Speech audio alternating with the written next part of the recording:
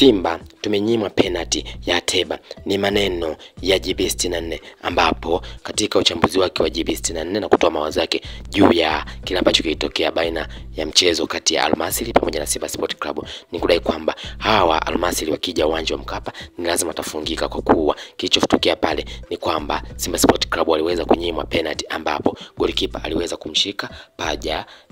Ateba ambaye alikuwa anaenda kufunga, na ndio maana refa kuamua wala kwenda kuangalia kwenye VAR, ndio maana wakaweza kunyima hiyo penalty ambayo ingewapa ushindi wa goli moja, na hivyo wangeweza kutoka kwa goli moja kwa goli 2-1. Kwa mjibu wa JB64 anasema kwamba kwa hawa Masry ambao wameonyesha na vile ambavyo wameweza kuonyesha kiwango chake dhidi ya Simba wakiwa ugenini, basi ni hali dhahiri kabisa kwamba Simba akija kwenye uwanja wa Mkapa hiyo tarehe 9, basi ni lazima atafungwa, kwa kuwa walinyima penalty ambayo ilikuwa ni penalty ya wazi kabisa, ila refa aliamua kufumbia macho. Ikumbuke kwamba mchezo huo uliweza kuwakutanisha katika uwanja wa Suez Kana, ambao ulikutanisha klabu ya Simba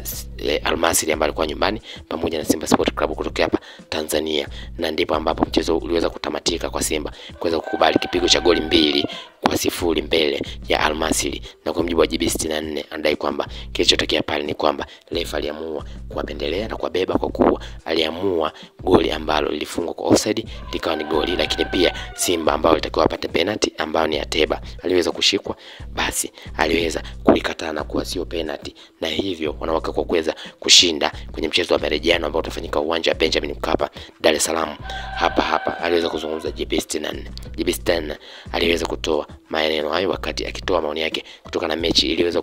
kuchezeka na vile ambavyo Simba waliweza kuonyesha kiwango chao, na ndipo ambapo akaweza kutoa maoni yake kudai kwamba Simba tumenyima penalty ya Ateba, na hivyo kuna uwezekano wa kuweza kushinda kwenye mchezo wa marejeano ambao utafanyika